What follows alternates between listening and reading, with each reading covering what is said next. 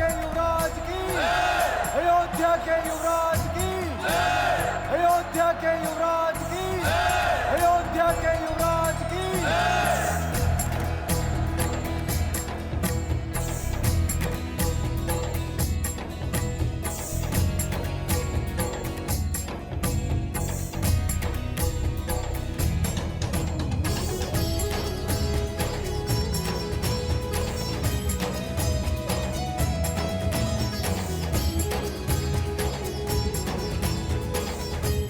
अयोध्या वासियों, ये वो स्वप्न है जो वर्षों से मेरी आंखों में रमा था।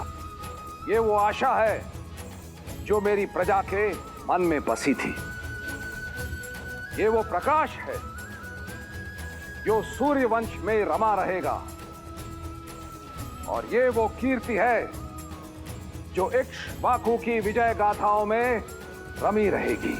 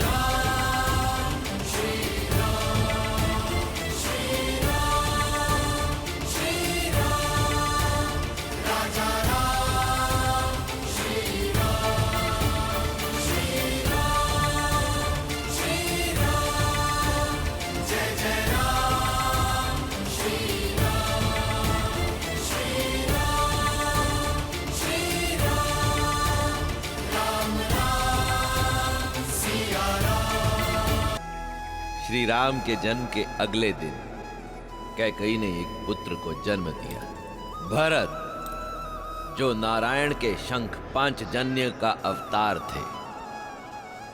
और उसके अगले दिन देवी सुमित्रा ने जुड़वा बालकों को जन्म दिया।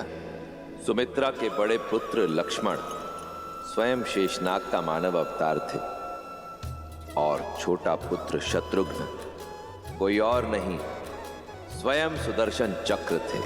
बाल चरित चहु बंधु के बनज विपुल बहुरंग, नृप रानी परिजन सुकृत मधुकर बारी बिहंग।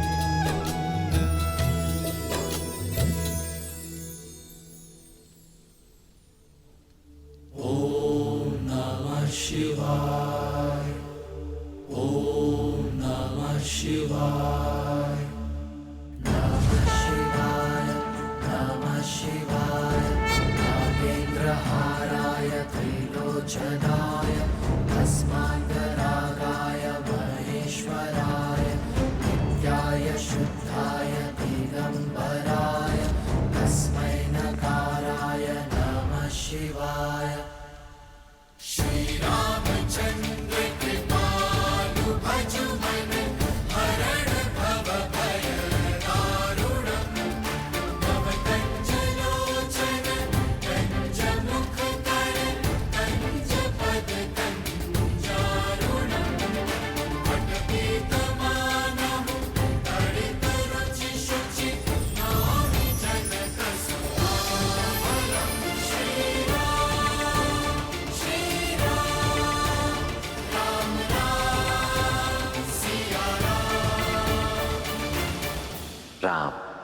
राम। कितना मीठा शब्द है ना, मन में आनंद को रम देता है। पर इसका अर्थ क्या है महादेव? देवी, राम के नाम में तो इतने अर्थ रमे हैं जितने कि आकाश में तारे भी नहीं। फिर भी मैं शब्दार्थ समझा देता हूं। रा का अर्थ है आभा, म अर्थात जीव। राम हम सबके मन में बसी ज्योति का नाम है, हर आत्मा में बसे तेज का ही नाम है श्री राम। श्री राम अवतार को पूर्ण करने के लिए भी शीघ्र ही उनकी श्री का आगमन होने वाला है। जहां इधर अयोध्या में राम नाम का सूर्योदय हुआ है, वहीं दूसरी ओर मिथिला नगरी में श्री की किरणें आने वाली हैं। मिथिला, जहां से ज्ञान का प्रकाश पूरे भारत में फैलता था, पर जहां 12 वर्षों से अकाल ने अपने पांव पसारे हुए थे। किसानों की आंखें आकाश ताकती थीं कि कब मेघ आएंगे, पर कुछ बरसता था तो केवल सूर्य का ताप। पशु पक्षी मवेशी प्राण त्याग रहे थे और मनुष्य बनते जा रहे थे पिंजर। जो नगरी अज्ञान दूर भगाती थी, अब वहां की प्रजा वहां से पलायन को विवश थी। और सबसे अधिक विवश हो रहे थे राजा जनक। सूखी धरती विकल जनकपुर, पसरी घोर निराशा। अकाल की मार का प्रजा को अब एक ही समाधान दिखाई दे रहा है महाराज, मिथिला की भूमि से पलायन। क्या हम इन्हें अन्न नहीं दे पा रहे? 12 सालों में नगर के सभी भंडार खाली हो चुके हैं। अन्न का एक भी दाना अब शेष नहीं बचा महाराज। इंद्रदेव को प्रसन्न करने के कई प्रयास करके देख लिए, किंतु कोई परिणाम नहीं निकला महाराज जनक। अन्न और जल के साथ साथ समस्त मिथिला वासियों की आशा भी अब समाप्त हो गई। पशु गाय बैल सबको मुक्त कर दिया गया है, हल रख दिए गए हैं।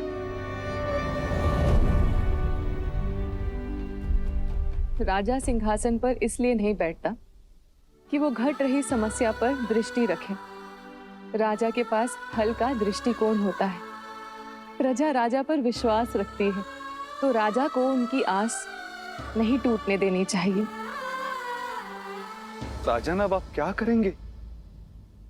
वही जो राजा का धर्म है। प्रजा ने हल रख दी है, राजा को हल ढूंढना होगा। प्रजा में कोई आस लौटानी होगी।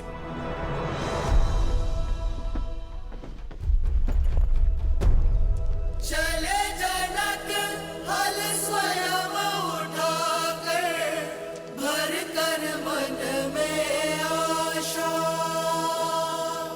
भर कर मन में आशा।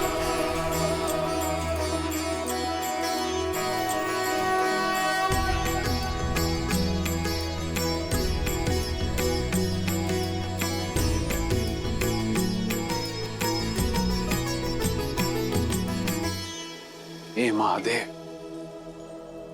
मैं नहीं जानता कि मैं सफल हुआ कि नहीं, किंतु मैं विश्वास दिलाता हूं, जिस मिथिला की धर्म की रक्षा हेतु आपने अपना ये महाधनुष पिना के यहां रखा है, उस धर्म की रक्षा का प्रयास करूंगा मैं। यदि वर्षा की अनुपस्थिति से यहां के खेत अपनी नमी खो चुके हैं, तो जनक अपने श्वेत से यहां की भूमि में नमी वापस लेकर आएगा। मेरा साथ दीजिएगा महादेव, मेरा साथ दीजिएगा।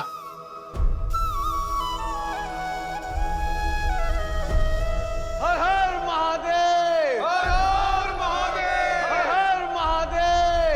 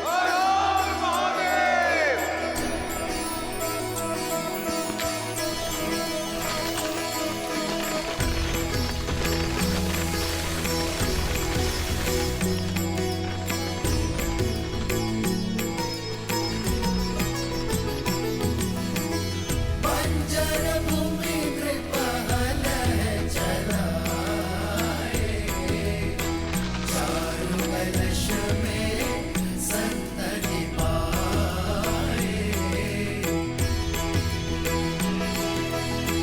छवि को देख आनंदित राजा, बरसने लगे नैन बरसे आकाशा।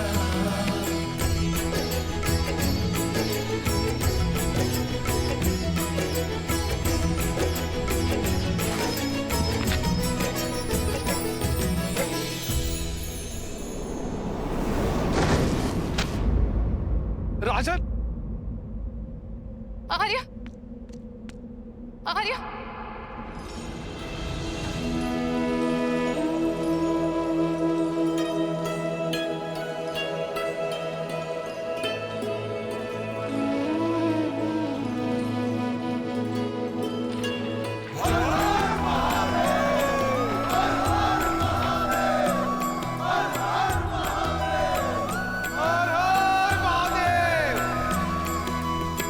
बंजर भूमि नृपहल चलाए। चारु कलश में संतति पाए।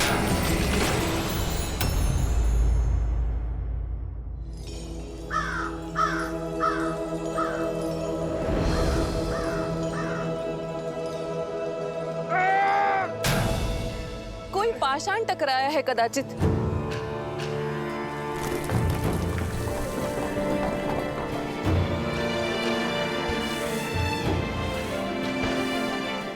आर्य, यहाँ पेटी?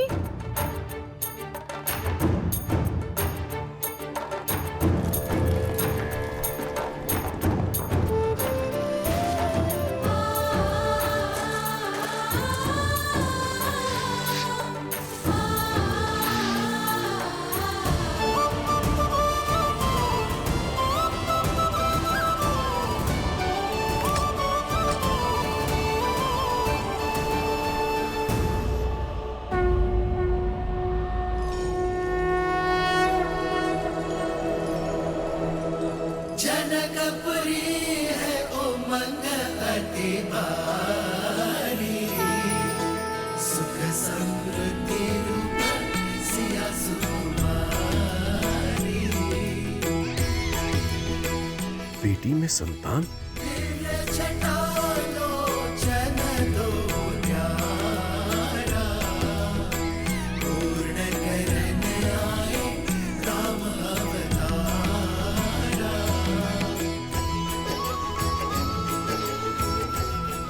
किसने रखा होगा इसे यहाँ?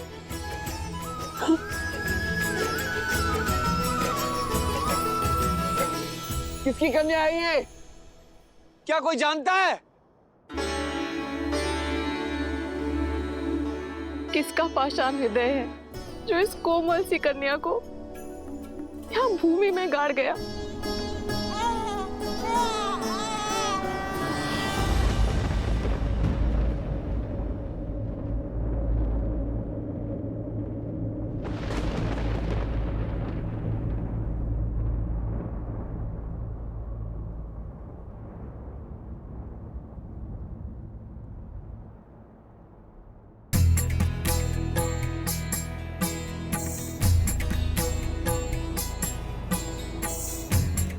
राजन, ये कोई साधारण कन्या नहीं, दिव्य है।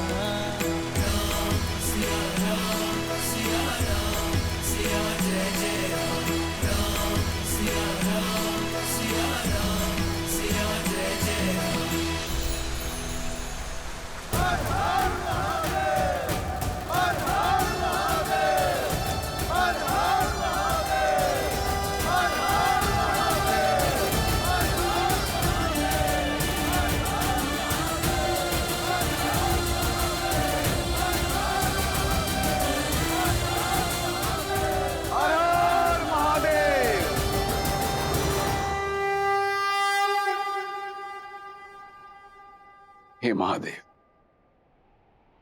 मैं नहीं जानता कि कन्या कौन है, किंतु मेरा विश्वास है कि ये आपका आशीष है। जो कामना मेरे मुख से शब्द बनकर निकली वो आपने पूरी की, और जो मन में थी वो भी। आपने मिथिला को जीवन दिया है प्रभु, और मुझे जीने का सहारा।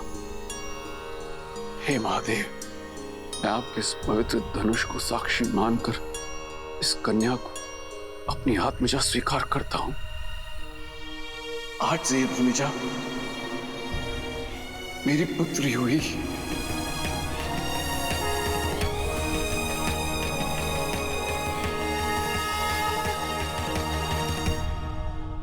राजन, ये कन्या आज वैशाख मास के शुक्ल पक्ष की नवमी तिथि पर कुंभ राशि में इस संसार में आई है।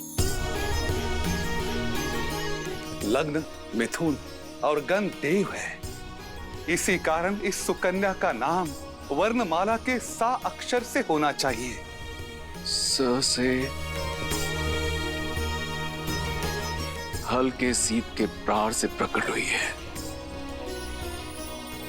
मैं इसे नाम देता हूं सीता। सीता सीता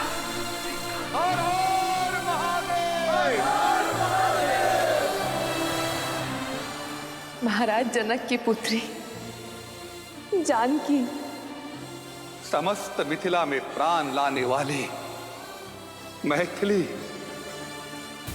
विदय का प्रकाश, वैदेही, मेरी भूमिजा।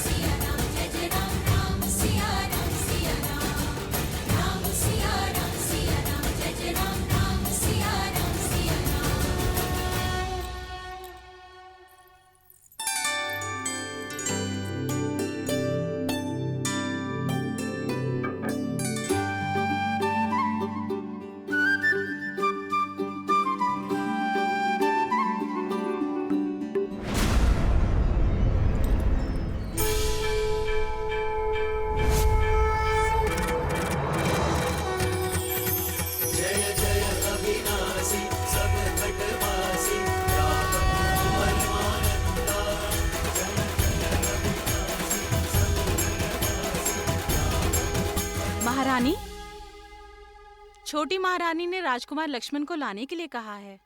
मैं लेके चलती हूँ।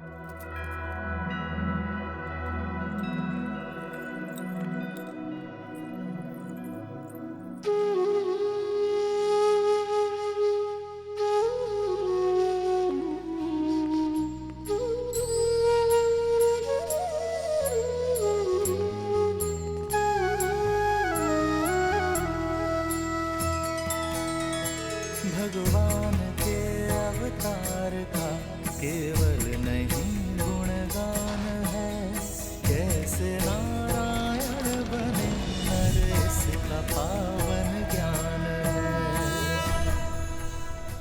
स्वयं प्रभु के हाथों से प्रसाद पाने का इससे अच्छा अवसर और क्या मिलेगा। राम,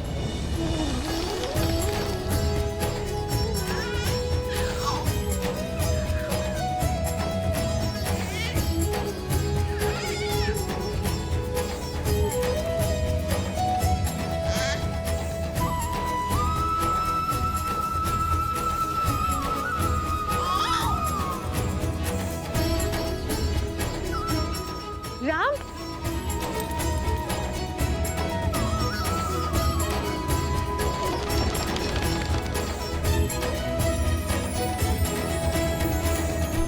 ये नहीं पुत्र, ये महाविष्णु का प्रसाद है।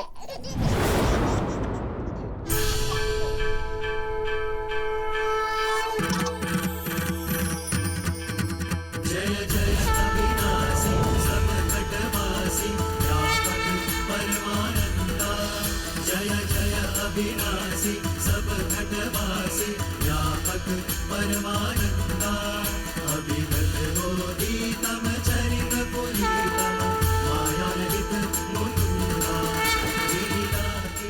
प्रभु, ये कैसी माया है? क्यों मुझे मेरे राम में आपकी छवि दिखाई पड़ती है? जयति सच्चिदानंद अविनाशी सब घटवासी व्यापक परमानंदा अभिगत बोधितम चरित पुनीतम मायारहित मुकुंदा।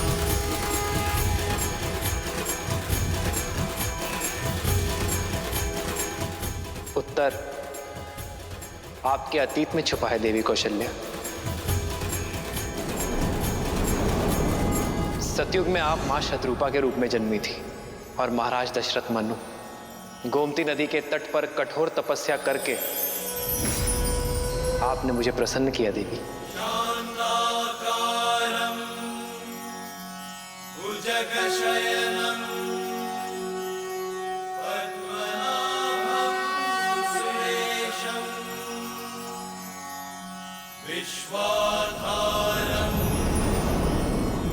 गगनसदृशं। मैं प्रसन्न हुआ मनु, वर मांगो। एक ही अभिलाषा है प्रभु, आप हमारे पुत्र के रूप में जन्म लें। आपकी इच्छा अगले जन्म में अवश्य पूर्ण होगी। और आपकी क्या अभिलाषा है देवी? जब हम मनुष्य रूप में पुनः जन्म लें, तब मुझे स्मरण रहे कि मेरे पुत्र के रूप में आप हैं। आपके इस रूप का आनंद लेना चाहती हूँ। तथास्तु, तथास्तु। अब मुझे समझ में आया प्रभु, वरदान के कारण आपने मेरे राम के रूप में जन्म लिया है ना। परंतु आपको स्मरण रखने का वर मांगकर बहुत बड़ी भूल कर बैठी प्रभु। उस समय एक भक्त बनकर सोचा, मां बनकर नहीं, एक भक्त बनकर भगवान को पूजना नहीं चाहती, एक मां बनकर आपको पुत्र की भांति प्रेम करना चाहती हूँ। क्या मेरी स्मृति से आपके विष्णु होने का ज्ञान मिटा सकते हैं प्रभु? केवल मेरे पुत्र बनकर मेरे समीप रहिए, मुझे मां कहकर पुकारिए। मां आग्रह नहीं करती देवी, केवल आदेश देती है।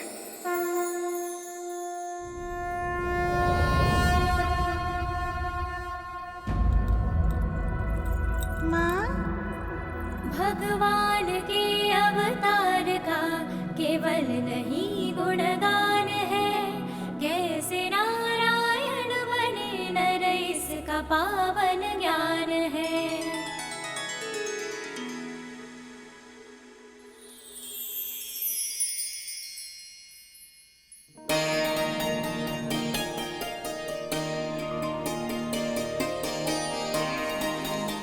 राम लला आओ, लक्ष्मण शत्रुघ्न आओ आओ।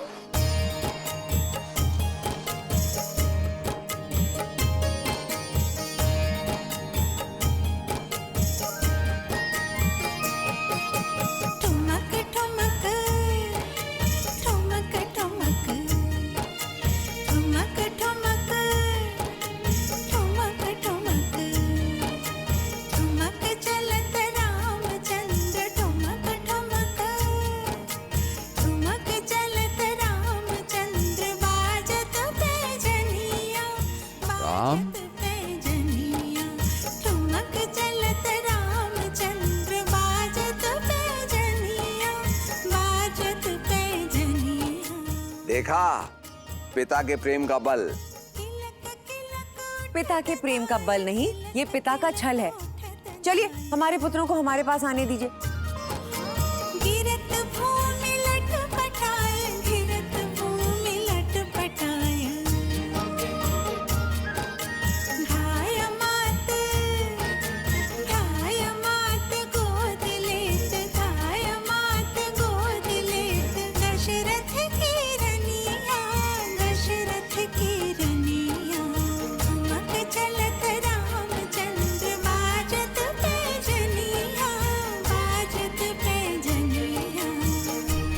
समय पंख लगाकर उड़ रहा था। राम के आनंद में 8 वर्ष कब बीत गए किसी को आभास तक ना हुआ। श्री रामचंद्र कृपालु भजु मन हरण भव भय दारुणम्। श्री रामचंद्र कृपालु भजु मन हरण भव भय दारुणम्। भव कंज लोचन कंज मुख कर कंज पद कंजारुणम्। कंदर्प अगणित अमित छवि नव नील नीरद सुंदरम्।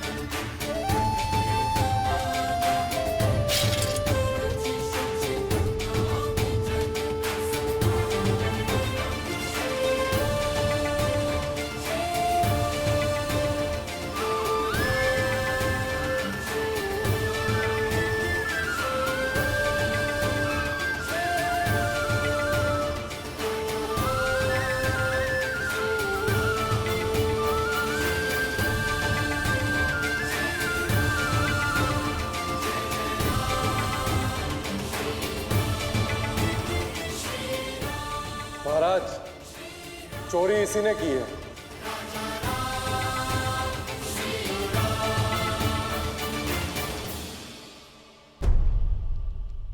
पर पिताश्री, हमें इससे पूछना चाहिए ना, इसने चोरी क्यों की? अपराधी, कुमार के प्रश्न का उत्तर दो। तुमने चोरी क्यों की? भूख महाराज, व्यापार ठप हो गया, संतान की भूख देखी नहीं गई। पिताश्री, आप कहते हैं ना कि प्रजा भी हमारी संतान होती है। इसे दंड नहीं, अवसर की आवश्यकता है।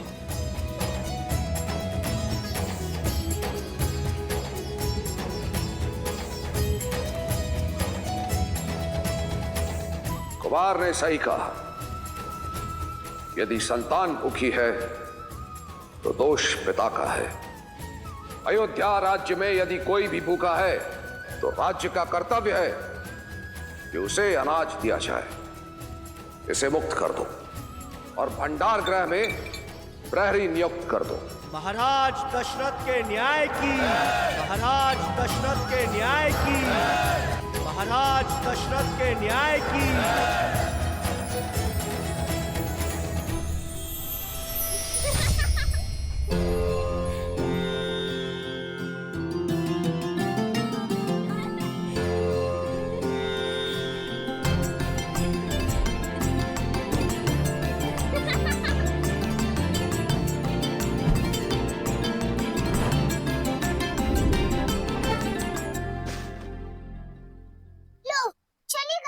उर्मिला दीदी, वहाँ सिर्फ धनुष है, जानती हो ना, वहाँ नहीं फेंकना था। गेंद तो फंस गई धनुष में। तुम जानती हो ना उर्मिला, धनुष में कितना बार है? सैकड़ों लोग मिलकर ही इसे हिला पाते हैं। अब कौन मेरी गेंद लाएगा?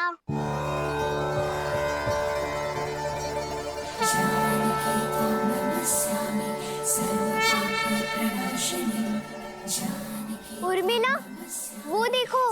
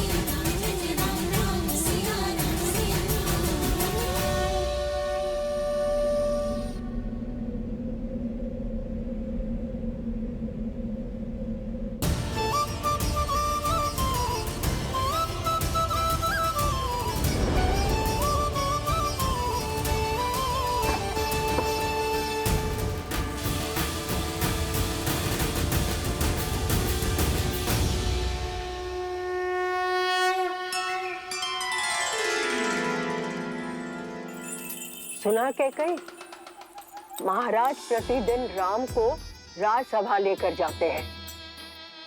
उन्हें लगता है कि राम का मुख उनमें करुणा जगाता है। ये तो अति शुभ है। राम मेरा सबसे बड़ा पुत्र है, अयोध्या का भावी युवराज है।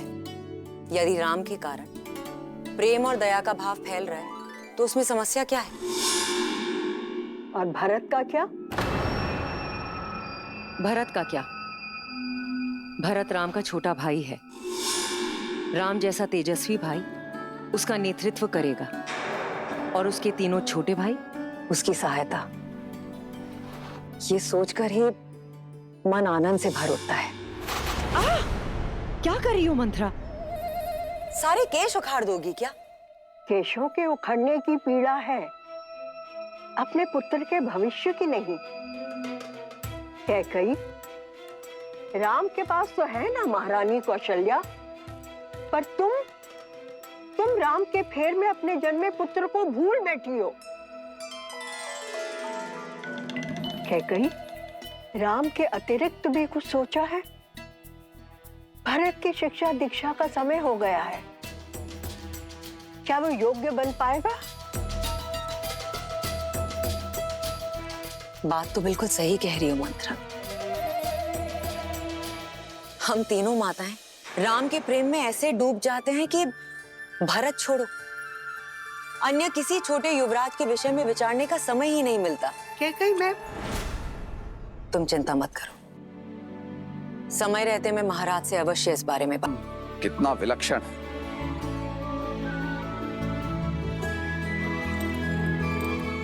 वो तो है, और जो विलक्षण है उसकी शिक्षा और दीक्षा भी विलक्षण होनी चाहिए। महाराज, राम और उसके भाइयों के गुरुकुल जाने का समय आ गया है।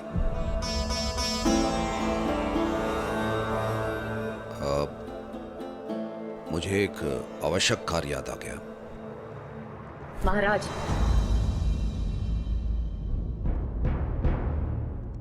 अपनी संतान की शिक्षा से अधिक आवश्यक क्या कार्य हो सकता है महाराज? महाराज, हम अपने उत्तरदायित्व से नहीं भाग सकते। मैं राम से दूर नहीं रह सकता। राम का वियोग मुझसे नहीं सहा जाएगा। क्या कही? तुम जानती हो, गुरुकुल का वास 8 वर्षों का है, 8 लंबे वर्ष। मैं अपने पुत्रों से दूर नहीं, मुझसे नहीं हो पाएगा, नहीं हो पाएगा मुझसे।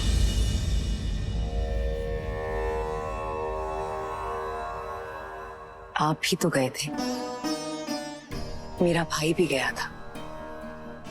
महाराज, हम अपने स्वार्थ के लिए अपनी संतान के भविष्य को नहीं बांध सकते हैं। एक चिड़िया भी अपनी संतान को उड़ना सिखाती है, उसके पंख नहीं काटती। आप बताइए मुझे, समस्या क्या है?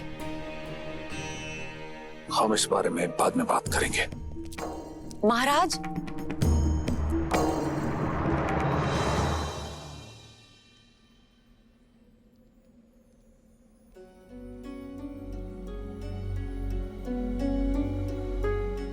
अपने कर्म फल से मुक्त नहीं हो पाओगे। तुमने 2 अंधों के जीवन का सहारा छीना है। श्रवण की भांति अपने धर्म रक्षक पुत्र के वियोग में तरस तरस कर मरोगे तुम। पिता महाराज,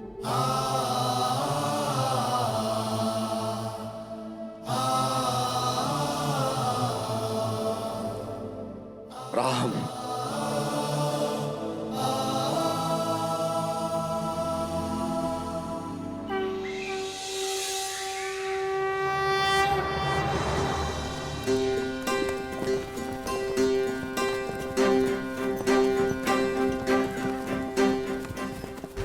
या कस के पकड़ो, आंखें लक्ष्य पर, शरीर स्थिर, एक पैर आगे, प्रत्यंचा तनी हुई। अब इसे खींचो और छोड़ दो।